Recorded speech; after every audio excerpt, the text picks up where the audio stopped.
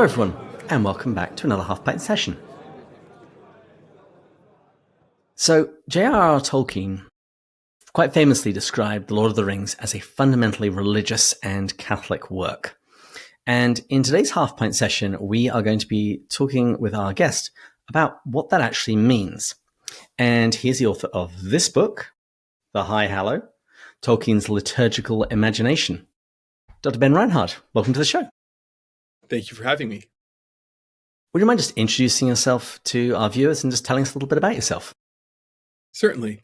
I'm Ben Reinhard. I am a professor of English at Franciscan University of Steubenville. And there I teach medieval English literature, which is my main academic training. And also when they let me, I teach courses on the Inklings. Sometimes I teach courses in mythology and, of course, whatever else the department needs. I did my undergraduate at Purdue University, my master's and PhD at Notre Dame. Before being a professor at Franciscan, I taught for 9 years at Christendom College. It's a tiny liberal arts college in Front Royal, Virginia. And now I'm here. The most important thing is I've got 5 wonderful children, and my wife is at home with them right now. And they're the most important things in my natural life by far. And that's the long and short of who I am. Wonderful. Well, what's your background been with the Inklings in general, and how is it that you've come to write a book about one of them? So it's hard to remember when I first was exposed to the Inklings. I remember the medium, unfortunately. There was that awful animated Lion, the Witch, and the Wardrobe. Have you ever seen this? I have. They showed it to us in school. It's one of the worst adaptations of any Inklings work ever done. But that was my first exposure to the world of C.S. Lewis and J.R.R. Tolkien and everything else. But I very happily moved from that into actually reading Lewis. And I spent a lot of time with the Chronicles of Narnia in elementary school. You know, like many people, I discovered Tolkien then in middle school. And then it's fair to say that most of my high school and college careers were dominated by Tolkien and Lewis, just reading whatever of theirs I could get my hands on. The essays of Lewis, I read an awful lot. Tolkien, I went through Lord of the Rings, and then I got into the Silmarillion and the extended stuff. And I think it's almost fair to say that I owe more of my education to them in college than I do many of my college professors, at least. As to how I got to writing a book on one of them, it's something that I've always been interested in doing, of course. And I'd also had this independent idea that it would be interesting to look at the impact of Christian ceremonial and prayer on imagination and artistic creation. And so I'd had these 2 ideas running for a while. I had the opportunity to do a little bit of in-depth work on Tolkien. And then I decided to put these 2 ideas together and say, what if we did this liturgical imagination concept together with Tolkien? And thus the book was born. Well, let's speak about that book then.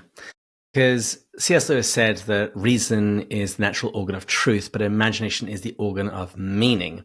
And in your book, you speak about Tolkien's liturgical imagination. So because we've got viewers and listeners from across the Christian spectrum, would you mind first of all explaining what do you mean when you say liturgical? And in what way does that describe Tolkien's imagination and that famous phrase about The Lord of the Rings being a fundamentally religious and Catholic work? Absolutely. So to start off with the idea of what liturgy is or what liturgical is, liturgy comes from the ancient Greek word meaning a public service. And it gets taken into the Christian tradition to refer to what the Christians do publicly together, right? Which is formal ceremonial prayer. It means coming together as an ecclesia to worship God. And whether people know it or not, every Christian denomination has liturgy, right? I was raised in an Anabaptist group, actually, related to the Mennonites, and we had our system of liturgy. Now, it was more informal, and it was less prescribed than Catholic liturgy is. But what you do on Sunday morning is liturgical, right? Now, usually when people are talking liturgy, they're referring to the rites, the ceremonies, and the public prayer of the sort of higher ecclesiology churches, whether it's Eastern Orthodox, Roman Catholic, High Anglican, or something like this. And it refers to the liturgical year, the calendar, the feasts, the fasts. Obviously, we're in Lent right now. It refers to the readings at Mass. It refers to what happens at the sacrifice of the Mass. And it also refers to the divine office, the set prayer book for prayer 7 times a day that Christians have been praying for millennia. So that formal public prayer, that is the prayer of the church, is what we mean by liturgy, as opposed to mental prayer that you do on your own time, or something like, for a Catholic, just saying the rosary. That's also not liturgical. So that's what we mean when we say liturgy and liturgical. It's funny. I was raised Catholic, but then spent some time in the evangelical world before returning, and so I had a lot of the framework all set up. And I remember the first time somebody at my evangelical church said, "Oh, we don't do liturgy here," and I just laughed. I didn't even think about it. I just thought it was really funny because I could predict basically to the minute what was going to happen in pretty much every service, and actually, when I was once I'd returned to the church and was a little older, I was living in London, and because I'd spent some time in the Protestant world, I had a lot of friends there. And so, what I typically do is I would go to mass Saturday night or sometimes Sunday morning, and then visit somebody else's church one of the other days. And it was always incredibly interesting because across the breadth of Christian devotional life and denominational expression, I liked seeing how what people did when they gathered together, how that informed how they understood God, each other, the nature of salvation, the Christian role in the church, and seeing how powerful that was in terms of shaping how they approached life and the faith. That's absolutely true, right? The liturgy grows out of the community's sense of who God is, how we ought to serve him, who we are in relationship to him. And then it turns around and it reinforces that. So how you pray together as a church is, in very many ways, it's the deepest expression of who you are as a religious community. And it's one of the best teachers of who you are, right? I mentioned I come from an Anabaptist background. Anabaptists have very intentional and very intensely formed communities. So there was a very strong communal aspect to everything that was done, whether it's singing for 15 minutes before anyone gets up to preach, or even having a noontime lunch between 2 services. That's a liturgical thing that reflects what the community does. Obviously, in the Catholic world, things are different, but the fundamental idea that the liturgy reflects and reinforces fundamental theology and ecclesiology is absolutely correct. Lex orandi, lex credendi, the rule of prayer, the rule of book. I'm currently learning Latin on Duolingo in preparation for my son going to school and starting Latin. I did it years ago, and so I decided it was time to brush it up. So it's just at the top of my head at the moment. But now we've established what liturgy is. In what way is the Lord of the Rings a product of an imagination that's actually steeped in liturgical worship and liturgical prayer? And here we have to understand Tolkien's own life and Tolkien's own devotion. Everyone knows he says that the Lord of the Rings is fundamentally religious and Catholic. But what does it mean to be religious and Catholic on his own terms? When you look at, say, the letters, right, you won't find him name-dropping Thomas Aquinas a lot. You won't find him referencing magisterial teaching. What you find him talking about an awful lot are the seasons of the church. Well, it's a Ember Day today, right? Or I heard this homily at Mass, or, he'll reference the Gloria or other prayers that are drawn from the Mass. These are the things that he talks about a lot, which makes sense when we reflect on his biography. After his mother dies, he comes under the care of Father Francis Morgan. He's basically, he says, a junior inmate of the oratory house. He's basically a little mini oratorian. And every day, he and his brother Hilary, they serve Mass before going off to school. And this sets a pattern for his daily life. With a few lapses, with a few periods of relaxed religion, Tolkien's a daily Mass attendee for all of his life. And if what you and I say about how the liturgy forms or molds or shapes imagination, shapes personality is true, we'd expect to find that in his works. And the central contention of the book is that we do. Mm-hmm. And so, in what ways do we see it? All right. So let's start at the very beginning, before we even get to Lord of the Rings, before a hobbit has been created. The first impetus for Tolkien's entire mythology, according to him, is a liturgical prayer, right? It's the Old English poem Christ One by Cunewulf, which is a translation and a meditation on the O antiphons from the last 8 days of Advent. And the one that struck Tolkien when he's an undergraduate is the one for the O Dayspring, O Orion's lyric. And the way it goes in Old English is, and I'm going to be going off the top of my head, so forgive the errors. I'll correct you if necessary, don't worry. La Earendel engla beorktast over middan yard monum sended, and then it goes on. O you Earendel, brightest of angels, sent over Middle Earth unto men. That's the lyric.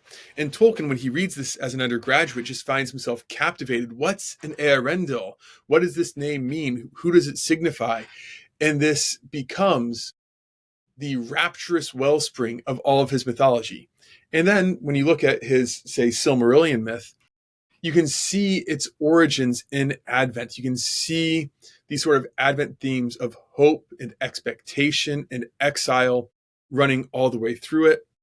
I don't know where I put my copy of the Silmarillion, but if you look at Earendel himself, right, he's this sort of half human, half divine mediator who wins pardon from the divine powers, and he comes back. If you read the War of Wrath in the Silmarillion, it's almost like a mythologized heavy metal version of what we celebrate at the Christmas midnight mass, or even a little bit of the Easter vigil. And that's one liturgical reflex that you get in Tolkien, right? The entire mythology comes out of this. Another one, probably the most famous one, has to do with dates in the Lord of the Rings, where the Fellowship sets out from Rivendell on December 25th. The ring is destroyed on March 25th. Now, Tolkien gets cagey on this because Tolkien is cagey on very, very many things. He says December the 25th, completely accidental, was not intended. I left it in just to show that Lord of the Rings wasn't a Christian myth anyhow. But then he says that March 25th was in fact deliberately chosen by him, and it does have significance. And the truth of it is, of course, it has significance. Of course, you don't have the ring destroyed on March 25th, the traditional date, of course, of Good Friday, the traditional date of the Annunciation as well, right? Christ's coming into the world, Christ's death. That cannot be accidental. And if you look at the language, you look at the imagery going from the dark night and the death of Frodo and Sam on Mount Doom, or their approximate death, the resurrection in Ithilien, and then you've got the springtime imagery, you've got the running water, the music, the bells, you've got sort of the whole 9 yards. Even the poetry that Tolkien writes from this part of Lord of the Rings is drawn from the Psalms. This is somebody who has had the liturgical form created in his mind. And so when he's trying to create his own myth, it's not that he's making an allegory of Easter, but that Easter becomes the most natural way to express the eucatastrophe that he's trying to create. Mm. It at the moment in the show, we're going through Perelandra. We've just about finished, and we've been through the Chronicles of Narnia. And so Dr. Michael Ward's theory about the Narnia Code, about the planetary influence on each of the books, has been in the forefront of my mind. And as I was going through your book just this week, actually, your book wins the noted distinction of being the last book I read as a non-US citizen. So congratulations. Thank Welcome. you. If you do a second edition, the endorsement could go just at the end there. But it struck me that in the same way that Lewis put in planetary imagery, it influenced his books. It was the Kappa element. It was the background, the feel, the symbols, not straight allegory, but it was weaved into the fabric of the story. After reading your book, I just thought, oh, Tolkien's doing the same thing, but he's doing it with the liturgical calendar. And I think that very largely works. You know, whenever you talk about inspirations or impulses, right, it gets very tricky to figure out exactly how intentional they are. Mm-hmm. Again, if you're somebody who attends Mass every day and you've got Mass readings and Mass prayers committed to memory, as Tolkien does, so in some ways, out of the abundance of the heart, the mouth speaks, right? These things will just sort of naturally bubble out.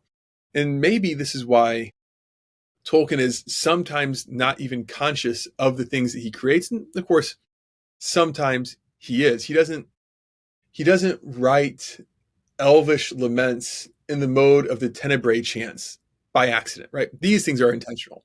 Other things, though, might just be what a Christian imagination does. Absolutely. Yeah. I really like that comparison. It's what you're saturated in. It will naturally come out.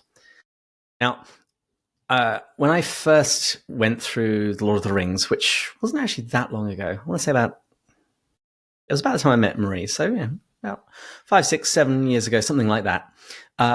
One thing jumped out to me, and I am very curious as to your thought on this. Do you think that the Hobbit mealtimes are modelled after monastic prayer? I haven't found anybody else to confirm nor deny, but every single time they talk about second breakfast, I think about, oh, okay, yeah, that's Lord's. Yeah. All right. So let me give the skeptical and then the appreciative take, right? Okay. So the skeptical take goes like this. Well, we've got 6 meals and we've got 7 or 8 liturgical hours, depending on how you count them. So it gets a little tricky. Obviously, we can fold matins and lauds together and things like that. So we can reduce it. That's the skeptical take. The appreciative take is to say, Tolkien praises the hobbits and their well-ordered business of living. One of the things that's remarkable about the hobbits as he creates them is the way that they just naturally, instinctively, as a society, gravitate towards the naturally good life. And this is an important thing. They gravitate towards a naturally good life. So the rhythm and the order and the harmony in their lives, with eating as one of the most important communal things we do together, there's something interesting in that. Now, it's not a challenge, it's not a rejection, but it is a pointing out of the limits, though, of the hobbits. Like I said, they've got really great sense of natural goods. You see this even with their birthday parties, their gifts. If you look at Tolkien's letters, the giving of gifts to everyone is rooted in the hobbits' fundamental disposition to gratitude. It's an act of thanksgiving, right? In that way, you could almost say it's a Eucharistic act because of what Eucharist means. Mm-hmm. But the hobbits do actually have a problem at the beginning of The Lord of the Rings. You see this when Frodo meets Faramir in Ithilien. In Faramir, they have this moment of silence where they are basically saying grace before each meal. And Faramir says, "Have you no such custom at meat?" And the hobbits don't, right? And Frodo feels all sort of displaced because he doesn't have any such custom. He doesn't give thanks to a higher power before he eats. That's the first thing. Another thing that you see is in the prologue to The Lord of the Rings. We learn that the hobbits have come to take so much of their naturally good life, so many of their blessings for granted. Good. So they turn their backs to the sea and they fear the sound of the sea. Now, the sea for Tolkien represents, well, it's grace. It's also death. It's the call to the higher thing. The hobbits are all cut off from it, right? If you'll forgive me, there's a really cool line in the Unfinished Tales about the state of the hobbits before the War of the Ring. So here's Gandalf speaking about the goodness of the hobbits. They have courage. They have pity, tough, uncomplaining courage. But they're going to need something more in the face of the changing world. Gandalf says, they had begun to forget their own beginnings and legends, forget what little they had known about the greatness of the world. It was not yet gone, but it was getting buried. The memory of the high and the perilous. But you cannot teach that sort of thing to a whole people quickly.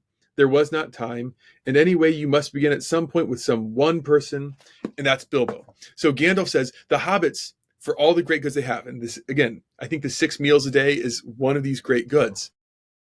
They've forgotten what lies beyond the natural goods. They've forgotten the high, the perilous, the supernatural. And so one of the motives of choosing Bilbo for Gandalf is to reintroduce this other stuff, this other, the higher, the worshipful. And so I think one of the things the Lord of the Rings is doing is trying to take these very good hobbits and take them from the natural good up to the supernatural good. And one of the last things that you hear of Samwise, who is the most hobbit of all hobbits, is that the sound of the waves sink into his heart. And now he's got that restlessness and that holy longing that he never had before. A very long answer to a short question. Is there a connection between the hobbit's meals and the liturgy of the hours? I'm willing to take that, right? But it's one of these things like the giving of gifts that the hobbits have to elevate then from the natural to the supernatural level to fully realize what they're meant for. And one of Bilbo's first things that he says about adventures is they make you late for tea. It's like they make you late for tea. My safety, my regular routine. And if I really wanted to beat this to death, I could point to like the spiritual lesson in that when something becomes it for its own sake, it's not looking outwards, it becomes insular, then it loses a certain aspect of its vitality. The very thing that's meant to give life is now much more limited. I think that's absolutely the case, right? Because one of the central things about Tolkien's myth is, if you're, especially for men and hobbits, is there's always that beyond that you're called to. Elves are bound to this world, but we're meant to leave it. So you can enjoy the good things, you can rejoice in the good things, but they can never own you. You have to be willing to surrender them, because if you don't, that's what makes Gollum Gollum. That's what makes a ring wraith a ring wraith. And so Bilbo, late for tea, pocket handkerchiefs, all these things, right? There's got to be this conversion in a way, or this mystagogy almost, to draw him out of the simple material comforts into the better things. Now, you mentioned that very striking incident with Faramir when they all turned to pray. Well, pray, yes, I'm going to call it that. Now, that is one of the very rare occasions in Middle-earth where there is something like religion. I'd say most of it is by and large constrained to the Silmarillion, with the prayer that happens on the mountain. What do you make of those particular incidents of religion in Middle-earth? Because Tolkien said that he had tried hard to basically try and weed out as much of this stuff as possible, that it's baked into the fabric and it's not quite so explicit. But he does seem to leave some stuff in. Yeah. And I think that's exactly what's going on, right? He does say, I have not put in, or I've cut out most of the references to religion, to cults, to practices. And I think that makes sense. It makes sense in terms of world building, because in the terms of the history of Middle-earth at this time, there weren't a whole lot, he says later. And I think it has something to do with helping his audience get into the story too, because Christian or non-Christian readers would, I think, stumble if there were more explicit religious ceremony or ritual that you see there. That being said, I think these sort of trace elements of religion, or these ghosts of religion, are really, really interesting, right? And here you can look at the elves' hymns to Elbereth, right? These are very obviously something like Marian antiphons, both in their construction, but also in their purpose. You can look at the times when, especially with Frodo and Sam, there comes this other power that sort of seizes them, and they start to call out prayers to Earendel, or call out prayers to Elbereth. That's a trace element. My favorite one, it's right at the end of Return of the King. It's in the chapter, The Steward and the King. You blink and you miss it. It doesn't get committed to film. It's one of the things that nobody cares about because they want to get back to the hobbits. But Gandalf and Aragorn go up to, the High Hallow, right? Where kings of old had been wont to go. As Tolkien explains in one of his letters, this is where, like in Numenor, the king of Gondor would go to offer praise and thanksgiving in worship of God on behalf of his people. And what happens at the end of The Lord of the Rings is you go up to the Hallow, you find the tree, which is a symbol of the connection to Valinor, connection to God beyond Valinor. Aragorn finds it, we replant it, and you actually have something like a Melchizedek priesthood reinaugurated, right? This lineal line of natural priesthood descending from father to son is reinstituted when Aragorn is crowned king. So most of the time you don't see it, but the echoes are there for those who are paying attention. And then, because it's really cool, Aragorn becomes king. Aragorn becomes this priest king, and you got the king with the tree on the hill. Samwise comes back to the Shire, and what do you have there? You have the exact same thing, right? The hands of a king are the hands of a healer. He heals the Shire. We've got the tree and the hill, and we've got the link between the hobbits and the high and the perilous and God reestablished. It's not in your face, but it's actually essential to what's going on in the wider novel. I remember the point when I finally realized that, I think it was when I finally finished Return of the King. That took me a couple of attempts, but when I realized that Sam comes back to the Shire and he plants a garden, we're back in Genesis. The garden is now being restored, but only after that great sacrifice had been offered. Yeah, no, that's an excellent point, right? So after the sacrifice, after the complete emptying, he's restored to this reinvigorated natural priesthood because, of course, Adam in the garden tends and keeps the garden just like the Levitical priests tend and keep. I like that a lot. That's awesome. Oh, this has been wonderful. But since we are recording during Lent, what do you think is a good bit of the Lord of the Rings to read in either for someone's Lenten practice or in preparation for Holy Week or Easter? I didn't warn you about this question because I wanted it to be off the cuff. I think very arguably the best thing to read would be the first part of Book 6, right? So this is the Frodo and Sam part of Return of the King, because the imagery there, the wandering through the desert, the dust and the ashes, and going from horrible to worse, right? As you're descending, and then the final crisis. I think that's a really, really good thing to read. To go out, if one were to go outside of Lord of the Rings, I've got a light suggestion and then I've got a very heavy suggestion. All right, the light suggestion is Leaf by Niggle, because it's actually my favorite of all of Tolkien's works. It's so good, and and he wrote it in a morning, right? He woke up with a dream and he wrote it immediately. Where does this come from? Has to be a miracle. Has to be. It almost.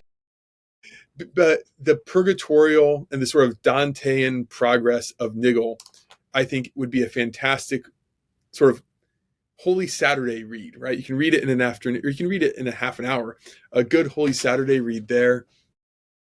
And for a general big sweeping thing, I think the Fall of Gondolin's actually really, really good, because the Fall of Gondolin at its heart has this idea of surrender. Love not too well the work of your hands, and know that hope comes from over the sea. So the idea of surrendering and letting go and being willing to face something like death as the only condition by which you can attain life is, I think, another very nice Lenten book. You just gave me an idea there. I'm going to write to the guys that are behind the Hallow prayer app, because I've been pitching to them for ages that they should have the rosary done in Elvish, but you could then add to it the glorious and sorrowful and luminous mysteries of Middle-earth. I think that would be perfect. We'll see how Hallow goes for that. The rosary in Elvish might be copyrighted. Who knows? If an elf would come and try and take it down, I think then they've got a case. Until then, I think you would. Dr. Reinhard, thank you so much for coming on the show. Where can people go to pick up a copy of your book, The High Hallow, and where can they go to find out more about you? The book itself is available on Amazon, but it's also available on the St. Paul Center website, which is probably the best place to get it. To find out more about me, I've got writings and articles sort of scattered across the internet. I've got podcasts like this one, or you can find me on Franciscan's webpage and shoot me an email. Wonderful. And I would very much like to snag you for maybe next season to come back and talk to us about Beowulf, because we have a section that we call Jack's Bookshelf of works that have influenced him, and I'm given everything that we've been saying thus far about Perelandra, we certainly have been noticing a few echoes that I think you could probably fill in for us. I would love to talk Perelandra and Beowulf at any time. It's my favorite scene in the whole thing, where he's got the unman and he finds himself shouting words from the Battle of Malden. It's perfection, right? So that would be a very wonderful conversation anytime. Excellent stuff. Well, viewers, please join us again next time, when we'll continue going further up and further in. Cheers! Cheers!